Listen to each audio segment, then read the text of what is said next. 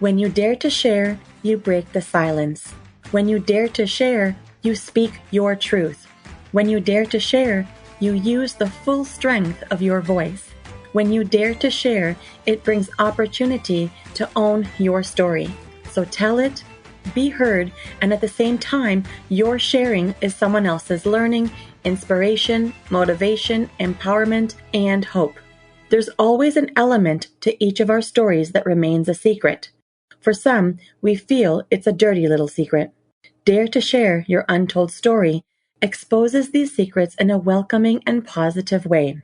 I encourage each of you out there to dare yourself to share what is yours to tell. When we dare, it is the courage to do something really important. Let this be a vow to each and every single one of us that we take risk, we brave, confront, and face what is, while inspiring and empowering all communities. So let's break that silence and tap into mental beauty. This is Salima Jadavji, your podcast host, a practicing social worker, and your mental wellness connoisseur. Welcome to the Dare to Share Your Untold Story podcast, episode number 85. His financial setbacks is what plotted a path to his future success. To all my fellow listeners, before we get started, I'm just dropping in a note to give you a heads up that this podcast might be emotionally triggering for you. We do invite guests onto the show who share openly about extremely difficult life moments with exposure and impact of what the struggles have been like. The intensity of each episode could have a variable impact on your emotional and mental well-being based on your own personal story. If at any point the topic becomes uncomfortable or upsetting to you in any way, please do not pressure yourself to listen. Instead, be kind to yourself, do some self-care, and perhaps give another episode a try. Today, I have the pleasure of introducing our courageous and daring guest, Leon Mann. Leon is a committed, passionate, and hardworking financial professional who will go the extra mile to make sure someone is financially secure and stable in their lives. After experiencing some personal issues of his own in his 20s with credit card debt, he was baffled by the lack of real-world personal financial programs that was available to the public. After a good friend connected him with a holistic financial coach, he became committed to putting his life together. Leon has spent his early financial career as a valued advisor with CIBC Wood Gundy, and eventually moved on to open his own independent business as a full-service and independent financial consultant. His passion for finance has allowed him to help others by providing and arming them with more options to win in their lives. He has effectively worked on providing holistic and customized financial plans with the best interest of his clients in mind that have encouraged many people to capitalize on wealth-building opportunities within their lives while avoiding costly mistakes that would eat away at their life savings. Well, hello, Leon.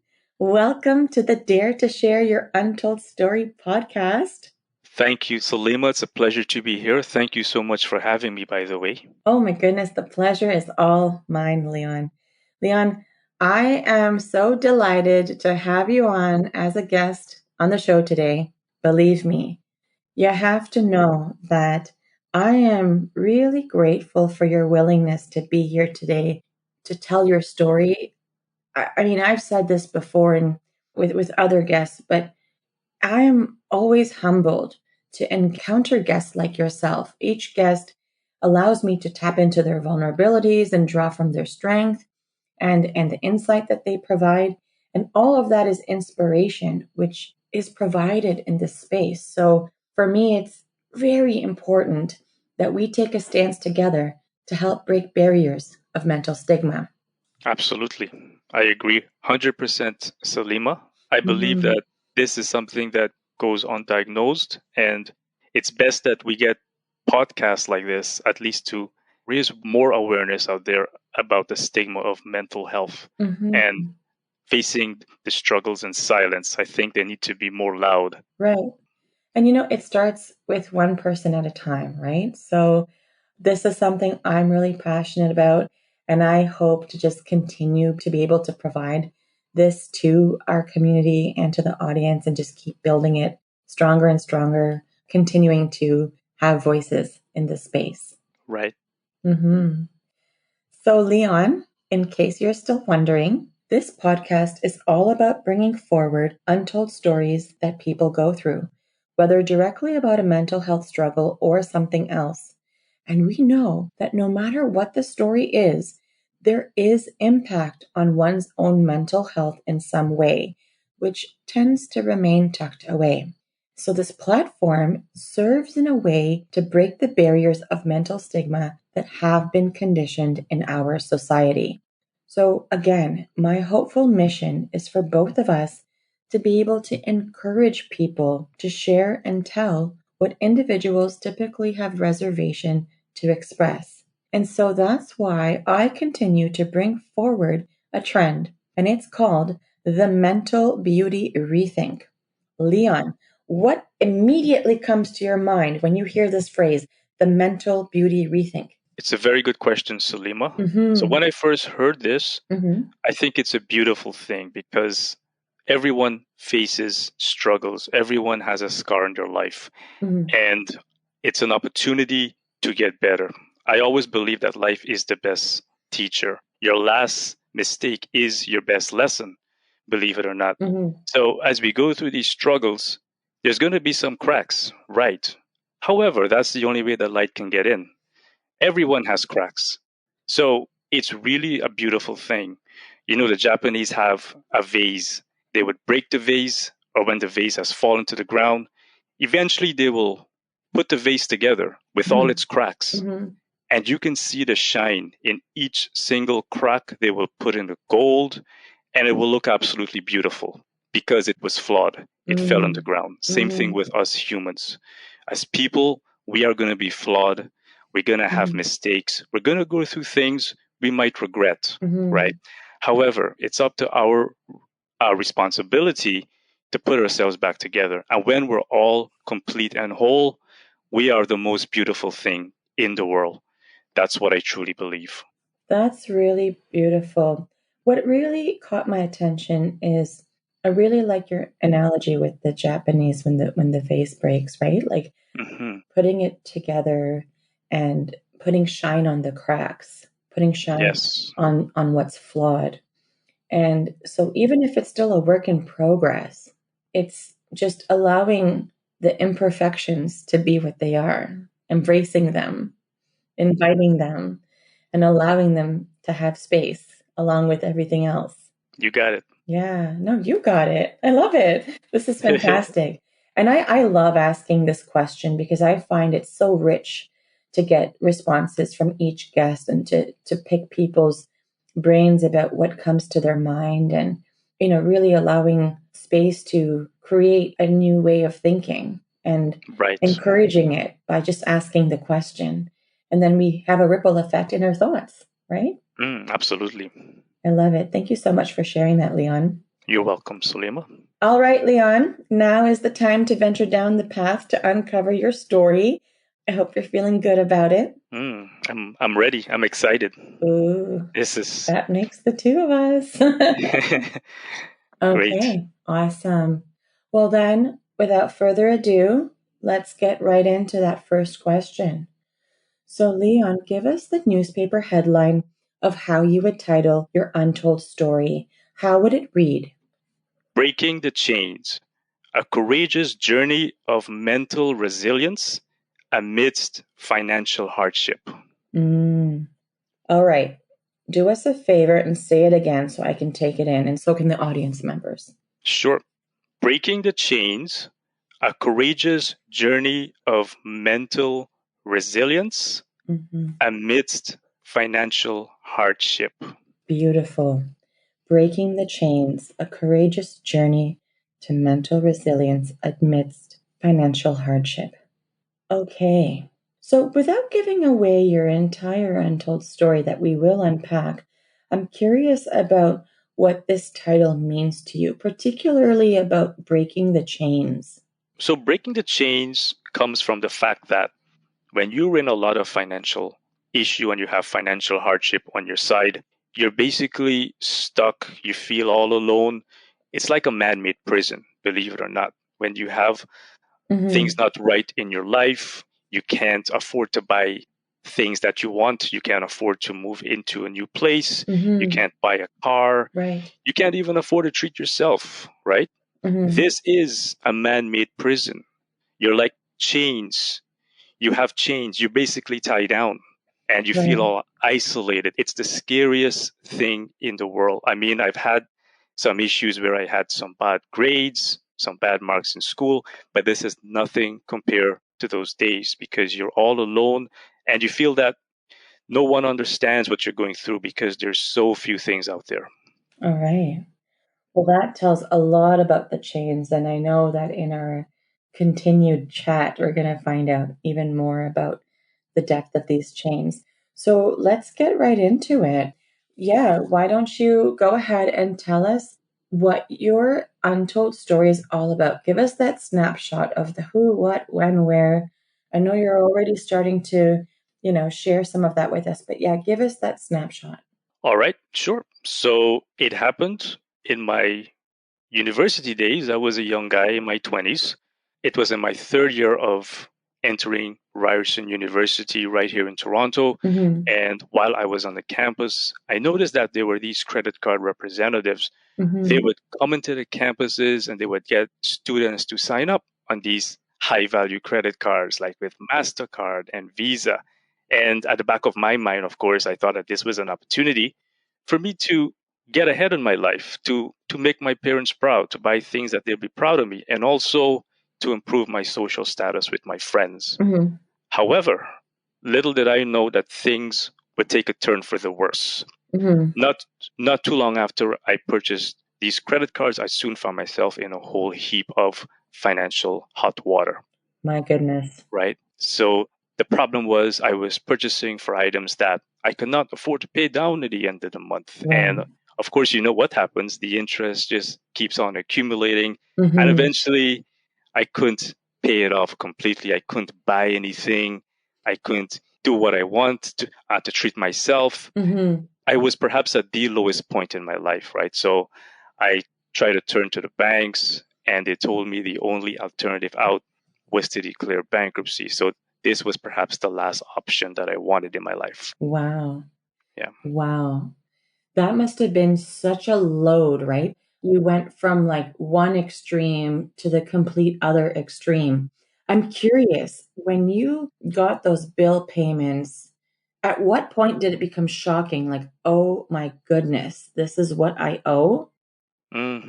Yes. When I looked at the minimum payments of these bills, I realized that there's no way that I can afford to pay these bills with the limited work that I had in addition to my studies at university. I Mm-hmm. did not have the time to work so many jobs at Mm-hmm. that point, and I would have to get perhaps a professional job that I was studying for at that point, which I didn't have. Mm-hmm. So it was really, really frustrating at that point. So your thoughts went straight to all this planning of the future, like maybe I have to do this, maybe I'd have to do that. I'm not sure hmm how to do this. And Yes. would those numbers haunt you? Like when you were not looking at those bill payments, did those numbers show up in your mind constantly or anything like that? Or were you able to push them away? They haunted me. I had nightmares about them. I didn't want to see them, right? So when I saw the bill with my name on it, Mm-hmm. eventually I get anxiety, I get frustrations. Mm-hmm. I felt like it was like a nightmare because I know for a fact that I could not afford to pay these bills, and this was just way too much.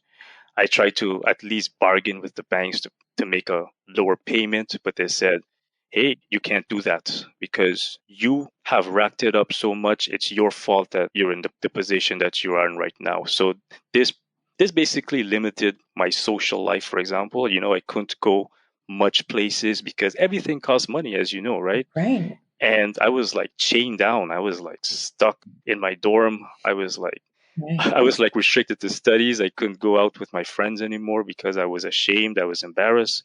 And Mm-hmm. it really affected my mental health severely. Mm-hmm. It's something that a lot of people, I think, should talk about more is that being isolated. being so alone in your life, Mm-hmm. especially when you have financial issues, right? Right. And so I'm curious. So when you were going through all of this, was anyone else in your family aware of what was going on? Because you mentioned a few moments ago that initially, when you saw the credit card reps and the opportunity to sign up for MasterCard or Visa, you thought of it as an opportunity to provide your parents with things that, they weren't able to have. Were they wondering where you were getting this money from, or did they have any idea? Well, that's the thing too. They were asking me how come you're able to afford so many good things in your life? Like, where you getting that money from, right? Mm-hmm. They were asking me, wow, I couldn't even afford to buy this. So they were Mm-hmm. like saying, how could I do it? I'm just in university. I have no real job. Right. I'm just working part time to to maintain myself. I'm just getting by. So Right. at the back of their mind, they were like, hey, he's up to something. Is either he's doing drugs or he's Mm, doing something illegal, because this is unbelievable, right? So they did suspect that I was up to something. right. And so those are the things they asked. And how did you respond to them? I responded to them, letting them know that no, I'm not into drugs and it's nothing illegal. I have it under control, because I didn't want them to know at that point Hmm. that their eldest son was in trouble, and the first crack at the real world, that he was in trouble and he couldn't manage his life. It was a big embarrassment. So you kind of like masked it and said, I have it under control, but you didn't let them know that Mhm, I have all these credit cards and I've been making transactions on the cards. absolutely. Okay. Because we have growing up in the Caribbean, it was like the parents have these high expectations for their kids, Hmm. and that was a, that was the last thing that I want them to know. For how long were you able to hide it? I was able to hide it for the remainder of the university, because I was by myself, right? I was not living at home at that Hmm. point. Hmm. What happened was I was not going anywhere. In particular, I was stuck at home. Right. So I ran into some really good friends at the mall. So they advised me that I should attend like a money management workshop, because I told myself I have to get myself out of this, right? There's no one that's going to save you. There's no one that's going to save me but myself. So I really had to get my life together. I experimented a bit with drinking for a bit, because it was a way for me to hide the pain and the reality and things like that. However, I told myself I had to get my life back together, because when university is over, they're going to know that I'm struggling. I can't afford to do anything, and my credit is bad. I can't afford to buy a home now. So I ran into some good friends at the mall. They advised me I should attend a money management workshop. And at the back of my mind, I thought it was something I already knew. However, my back was against the wall at that point. I had no other choice.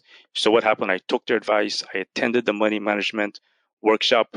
And from that day onwards, I can tell you that my life made a turn for the better, because I realized that what I was doing wrong and what I needed to do to recover financially, right? They put me on a program, and it taught me things I was never taught before, right?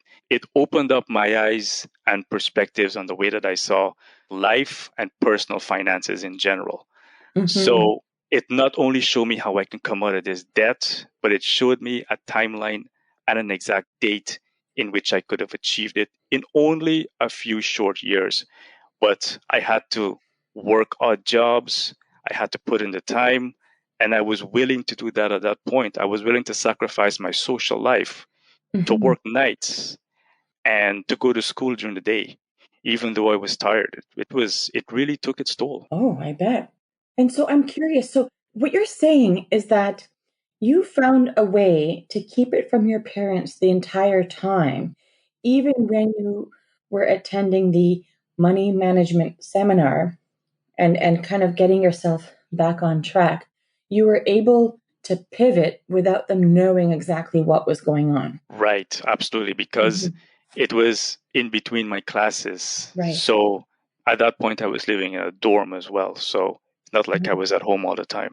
I had to sacrifice that time, and in the short years that I had to complete university, I had to get my life back together. I told myself. And I'm curious, there's a couple of other things that you mentioned that piqued my interest. You mentioned that, there was a period of how you were experimenting with drinking as just a way of coping. Was that before you attended the money management seminar, or was that kind of something happening simultaneously while you were trying to figure it all out? That happened before the money management seminar because at that point I thought I was stuck. I didn't know where to do. Like everywhere turned me down. How could you afford alcohol? Like, how did that work out? What I did, I had some friends sneak it in for me. Okay.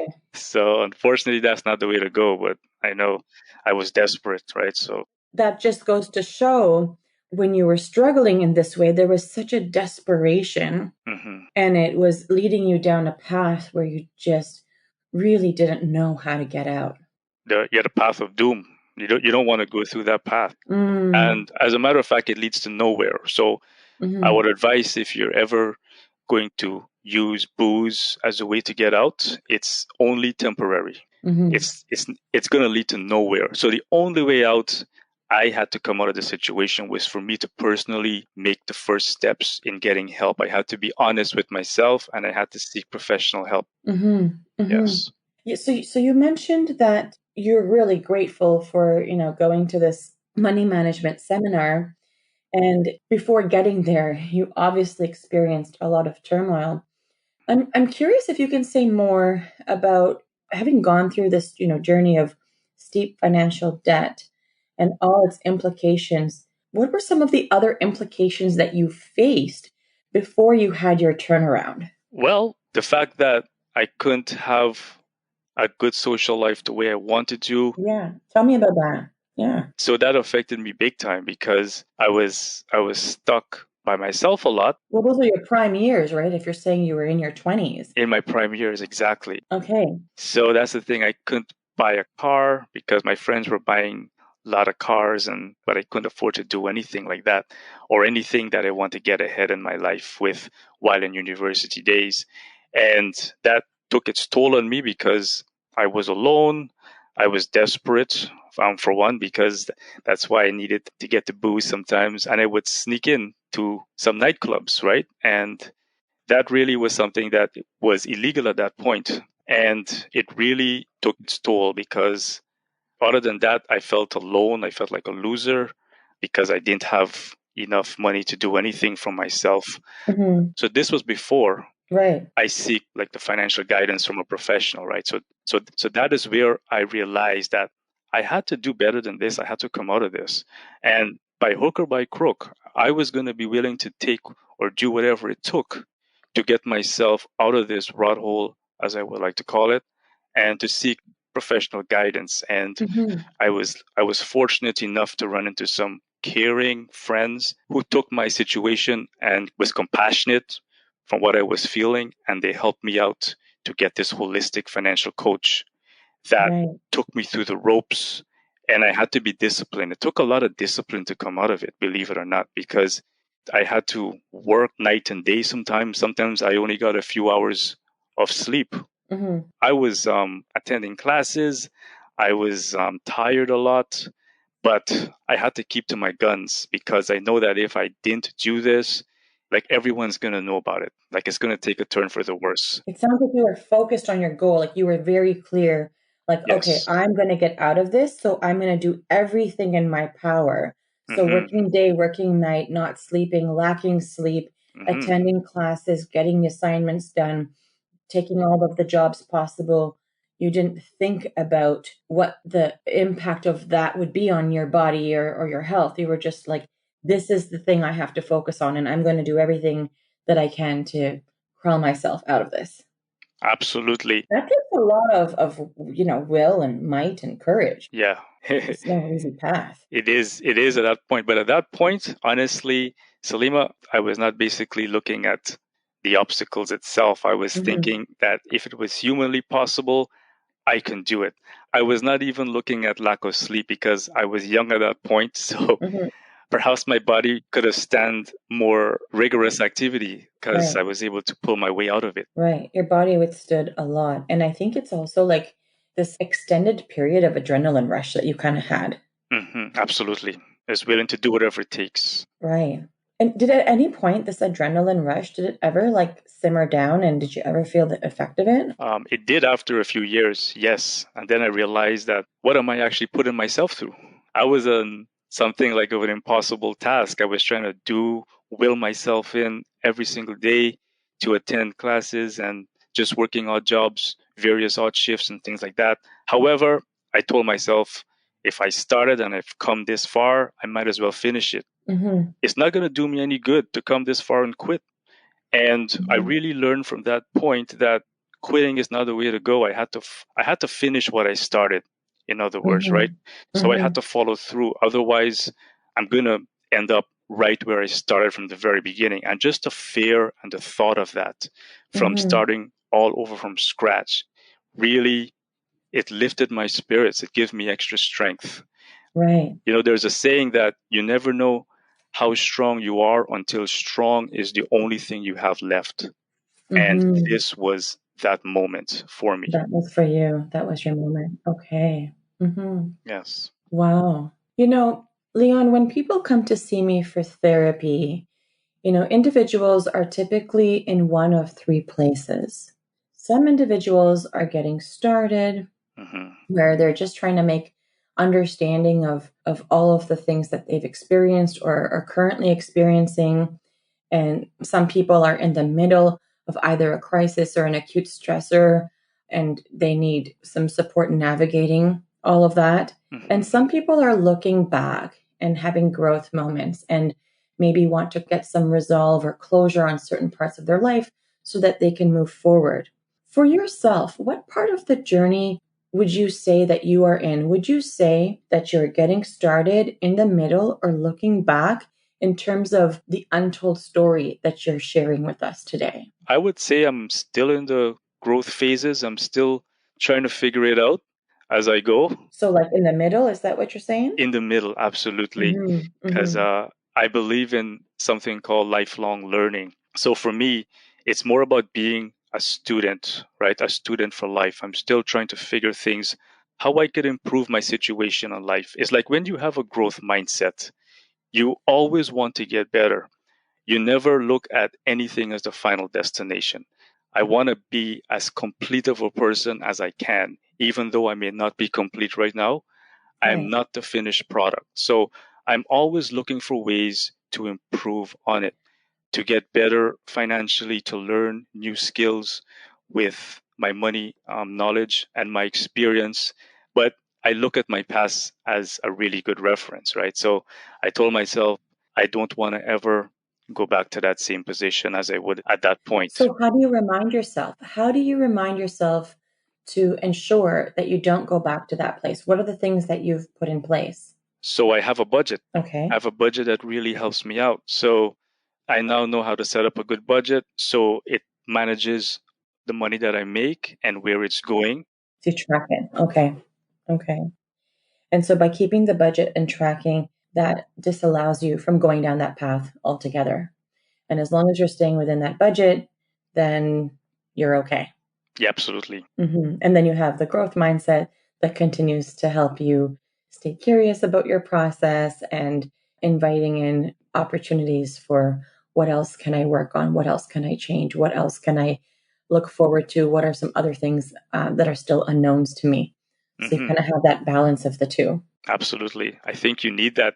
I think everyone obviously need that at some point, but for me it's just a fear of being who I am. Like for example, Hmm. you don't want to be the same person that you are 5 years from now. So I don't know if it's this money mindset or the planning mindset that I have, but I'm always looking from what I can do today to be better in the future. So for my mental being, this is how I want to see it because if I know that I'm not making progress, it's going to take a toll on me in a mental way. Like I'm going to feel it. I'm going to be a little bit down as well. So I want to Hmm. at least do something to progress forward so I can't repeat the same cycle. Hmm. It's not a good feeling when you have to go through depression and you have to go through anxiety. I used to get anxiety just by looking at the bills. It was absolutely something that I wanted to avoid now at all costs. If I do get a bill, it will be like I couldn't pay it off. I mean, so if I get a bill now, I'm happy to see it because I know that I can pay it off. So because I have everything in place. So that's a big difference between where I was Right. and where I'm at now. But I'm still growing. I'm still trying to learn new things. Absolutely. And so, having gone through the financial barriers and all these obstacles and the debt and, having to consider the thought of bankruptcy and all of that, the entire chunk of the story, how would you say it has affected your mental health? I mean, I know we started, well, actually, you did a really great job starting to introduce some things that you experienced. Like you even mentioned, feeling shame and embarrassment and isolation and that feeling of being alone and taking up drinking and things like that. So I'm curious, tell me about that toll. Can you share more about it? Yes. Mhm. So, like I did mention that it did affected me because I felt like there's no one to help me. That really instigated it further, right? Because Right. I didn't see a solution. And when you don't see a solution, you feel hopeless. And Mm. I felt that the only way that I can come out of it is for me to do something that I wouldn't normally do, to just numb myself a little bit. Right. So if you were hopeless and then you said you were numbing yourself. So before we talk about numbing yourself, that feeling of hopelessness, Hmm. what was the experience of feeling hopelessness? That I couldn't go any further, that Mm. that I'm stuck, and I couldn't do as I like in my life. I couldn't improve in any way. So there were all these thoughts that you were experiencing that really anchored how hopeless you were feeling. Absolutely. Yeah. Okay. And then what was the numbing feeling like? What was that about? Was that because you just couldn't bear to feel and think all those things anymore? Well, that was when I was drinking. It Mhm. just made me like escape reality Mhm. because Mhm. because you do feel like escaping reality a little bit too. You don't want to be in the same spot. So that was a temporary relief that Right. I took to come out of that spot. Right. But I find myself doing it more frequently because you don't want to stay in this reality too much. And it took its toll because, the feelings you get where you're tired, you're drained, you have no energy. It took its toll health wise as well. So I didn't like how that was turning out because I try to be as aware as I can to what's going Right. on. After seeing that, I told myself I don't want to live like this for the remainder of my university years. Right. I told myself I have to seek help right away because I don't want to feel all alone. I have to be honest with myself. Mhm. So it's like a wake up call, honestly. It's like an aha moment. It's like I have to be willing to say exactly where I am right now. And I have to come clean. I don't want to mask anything. I want to be as transparent as I can because that's the only way that I can escape this. If people don't know where you are right now, how are you supposed to come out of it? Right. That was what I keep telling myself. So you took to drinking, that feeling of hopelessness buried you into like, okay, I'll just numb myself.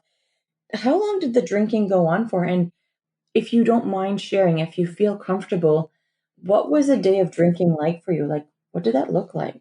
It was like beer usually, so it'll be like one bottle after the next.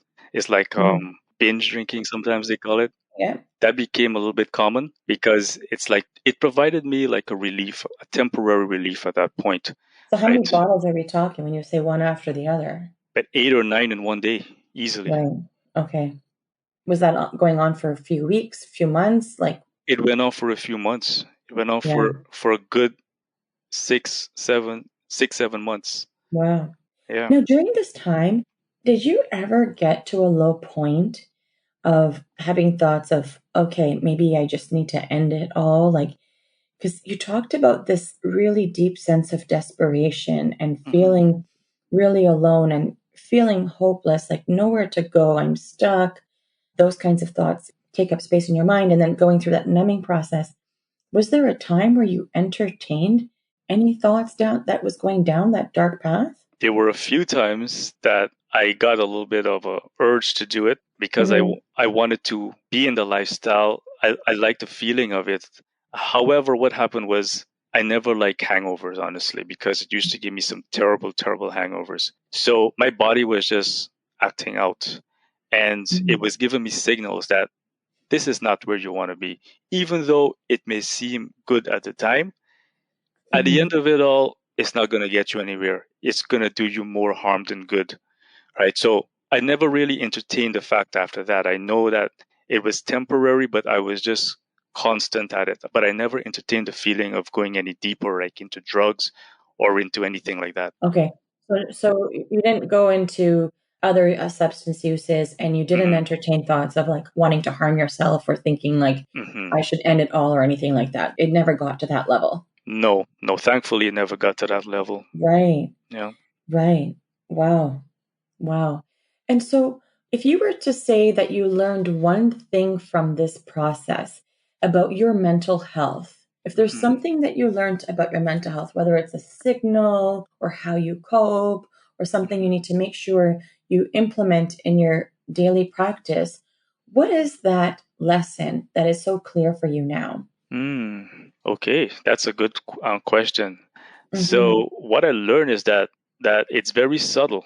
It can affect you many ways. Like if you have like things with your mental health, because you can basically be more irritated, and people didn't like to be around me sometimes because I was very moody person, and Mm-hmm. that's not my way. It's out of character for you. It's out of character, Your mood absolutely. was fluctuating at the time, and it was easy. You Hmm. were easily irritable, and so Hmm. you were noticing that were you on edge? A little bit on the edge sometimes, but I was just more irritable, right? I was, Okay. yeah. So it was just out of my character. And I see myself doing these things, and I realized that this is not going the way that I wanted to go, and Mhm, not getting what I wanted to do. I mean, I was tired as well because it was draining, and I mhm, was getting headaches a lot. So to me, what happened was my body was sort of like acting out in a way. And even though it was sort of like a mental issue, I didn't want to basically go into it deeper to have further issues with my mhm, health. I was raised with good values from my parents and things. So mhm, they taught me that if you see yourself going down the wrong path, if you see yourself going down places that you don't want to go through, you have to stand up. You have to stand firm. Otherwise, it's going to drag you down. So right, I told myself I have to take a stand at this point. I have to do what it took, right, whether it means being honest with yourself, becoming more humble. Just become a person where you know that you can get help, because that's where the professional help comes along, because you want to seek guidance from people who have been there before, or people who know what they're doing, right? So right. before, I was just relying on my friends and my own education, which was minimal at that point, to get me out of it. So I opened up a lot when I realized that it was taking a toll on my mental being, because I don't want to be irritable. I didn't like the feeling of just lashing out to people and things. So Mhm, when mhm, when I went through this phase, it reduced. Like I no longer consumed a lot of alcohol beverages. right. I cut it out. I just minimized it. It went down to four a day, then eventually just one a day. I was no Mhm. longer drinking by myself, because that's when it can be really dangerous, as if you're drinking by yourself. So you made all of the adjustments, and you were making like concerted efforts, putting goals in place, and watching yourself make the change and stay committed to it. Absolutely.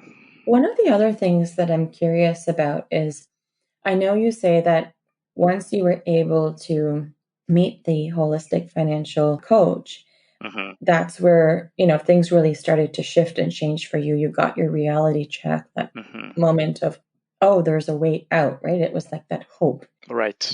But I'm curious about, is that the only support that you were leaning on, or did you ever seek out any other therapy or any other support to kind of guide your mental health to get back on track?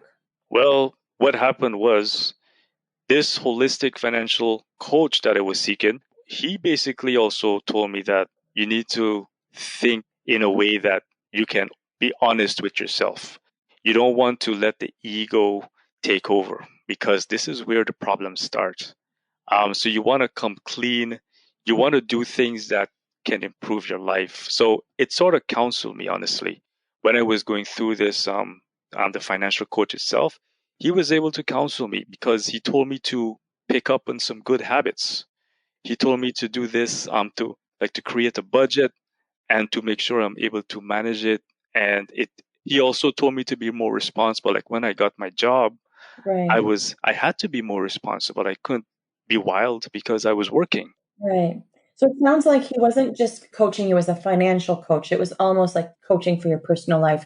I'm not Hmm. sure that what you described is really truly the essence of therapy, but it sounds like the guidance and the feedback that you were receiving from this individual Hmm. was very genuine. And Yes, it did help to get you back on track to what you needed and help you shift your mindset. absolutely. Okay. How he helped me was he suggested ways that I can do to improve on myself and to build good habits daily. And Mm-hmm. by doing this on a regular basis, by just waking up early, for example, by just making sure I pay my bills, by setting up a budget, by Right. going to work on time, Mm-hmm. it basically made me become more disciplined because I was following a schedule, an agenda, which I never had in my life before. So Right. when your life is structured, honestly, you feel more in control.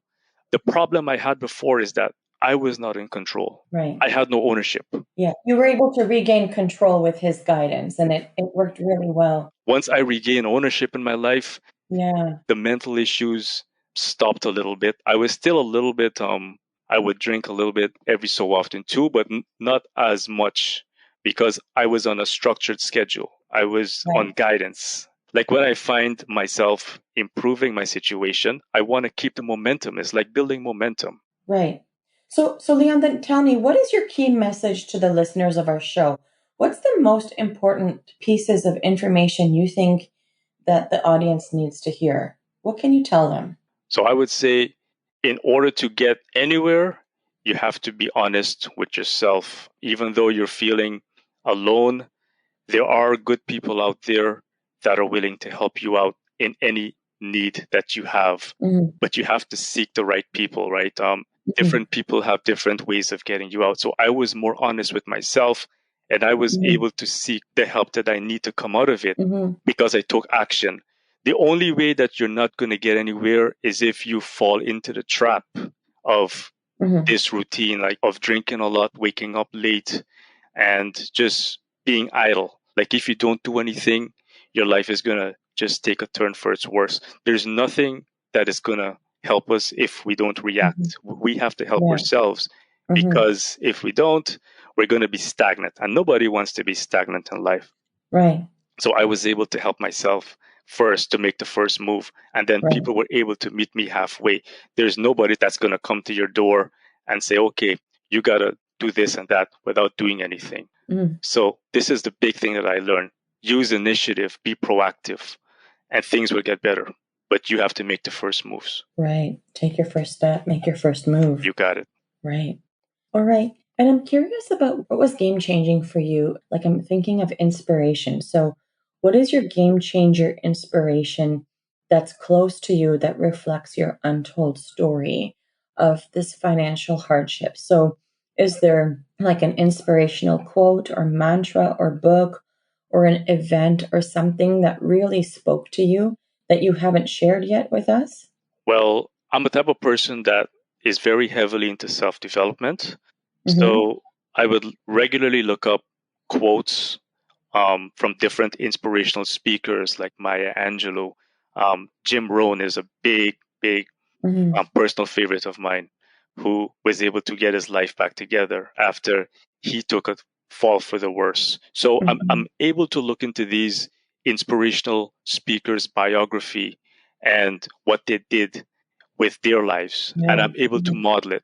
So what happened was when I'm able to model it, I'm able to do things that they did so I can be just like them. Right. You didn't just stick to the quotes, but you went right into their biographies and said, okay, how did they do it? Now, Absolutely. what's my blueprint going to be like for this? And how can I replicate this? I love that. That's a lot of momentum. Like that's so motivating. Absolutely. Yeah. Okay, so tell us, what is a cause or an organization that has been impactful to you on your journey that you would like to give a shout out to? I would like to give a shout out to my organization, SOS Financial Group. They have really guided me as well in terms of making sure I stay on top of managing my finances and teaching me more on how I can help other people that were Mm-hmm. vulnerable to my situation that I faced in the past. Mm-hmm. So I'm able to help others in need of financial knowledge, financial literacy. So I want to give a big shout out to SOS Financial Group. Yeah, let's give a big shout out to SOS Financial Group. That's fantastic. Hmm. It seems like they helped to kind of raise you from where you were, Hmm. everything that you were learning, and now you're giving back to the community and using The knowledge. the knowledge that from not just your experience, but the knowledge, and you're just giving it right back. And so that's fantastic. Wonderful. Yeah, thank you. Getting better. Yeah. So now, how can people connect with you if they would like to? Just give us a list of where you're findable. Okay, so you can find me on social media websites such as TikTok. I'm on LinkedIn a lot, and Facebook are my prime mediums that I would use in Okay. social media. We've already grabbed those, but it's nice for people to know where you're findable. Hmm. This information is already on the show notes page, so people can check it out and click on anything that helps them connect with you for sure. Absolutely. hmm Leon, Yes. guess what? What? You just dared yourself to share. Congratulations. Whew. Oh, thank you so much. I'm really, really proud and excited to share this information. I know that there's people that can benefit from it, Salima. I was just excited. It was an honor. You know what, Leon? I really just want to take a moment to express my gratitude for the deep story that you shared in this space today.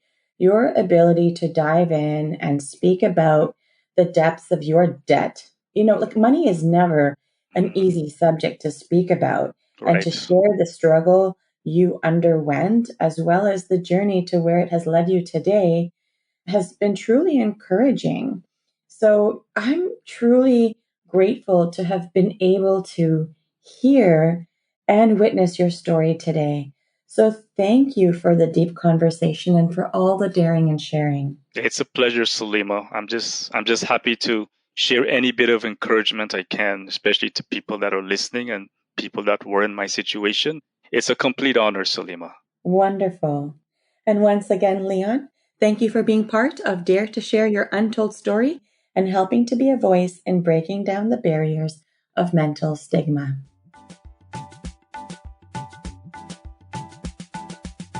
To all of our listeners, if you like what you've been hearing on this podcast and you want to be part of breaking down barriers of mental stigma, I invite you to go wherever you are listening to the episode and hit subscribe. Leave us a comment or a review of the episode and maybe how you relate to it.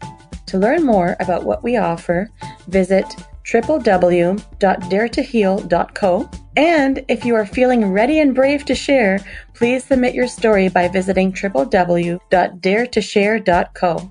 Thanks for joining in.